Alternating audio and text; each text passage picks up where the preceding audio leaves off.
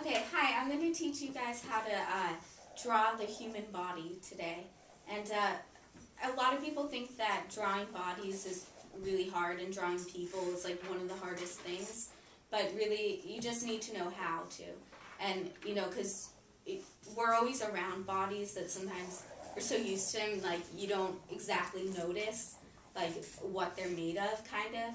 Like, you don't notice the curve of the shoulder, but, like, once you start noticing those things, then it's pretty easy to draw a good body. So I start out with I start out with sorry, I just don't want it to get too big, but okay, so if you just start out like with this shape, it's easy for me. It's just like the torso, whatever, and pelvis kind of. And I'm going to be drawing a girl, but with a boy, it's basically the same. It's only a little bit tweaked. So then at that point, you just kind of add where the shoulders are going to be, and you can, start like envisioning the thighs.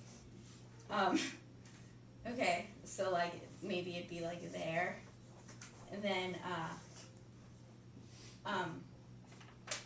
from there, since there are so many different like techniques to draw the body, and it's so complicated that no one way like exactly gets it.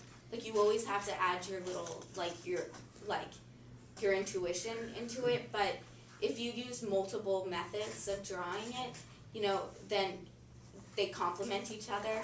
So this is a certain way of drawing it, but if you go like this, there's also a way of drawing that's like with the circle, with like an oval and a circle down there, and it just helps you get a feel for like what it really looks like, and then like the thighs or whatever start here, and then they go like that, and then you go like that. So that's just something good to keep in mind.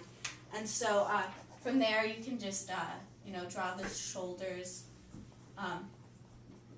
arms or whatever.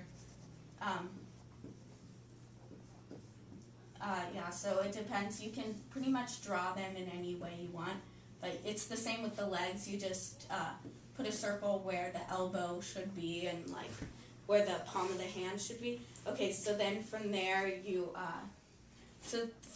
can start to erase the markings you drew underneath.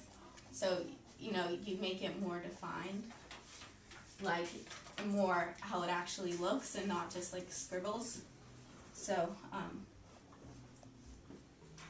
and it's much harder to draw on a board, which I didn't realize until like right now. It's true. It's a little bit disconcerting since I'm so used to it being flat on the ground, but so there's probably not many instances in which you do it on the board, or like unless you have like an easel or something. But I guess it's better for demonstrating. And so if you make this line like a little bit longer than this line, it looks more like a natural leg, like the knee. And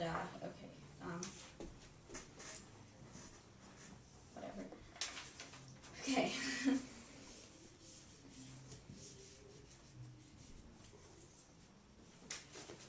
Okay, so then, from this point on, like, you just want to erase and, whatever, and you draw the head. And the neck, it's thicker than most people think. And the head is slightly smaller than you would think, or at least in how I viewed it. Everyone has their, like, misconceptions of, like, proportions. But anyway, I would draw it better. There's not much time, so anyway, that's how you draw a body. And, once you know the basics, you can, manipulate them in any way that you want to, like, create, like, bodies that don't actually, like, exist, or, different types of creatures. But it's good to know the basics so that when you're, like, changing things from how they really look, it's a purposeful thing. It's like a choice you make instead of just you don't know how to draw it and it's a mistake. So you want the things that you do that are unrealistic to be intentional. At least I do. Okay, thank you.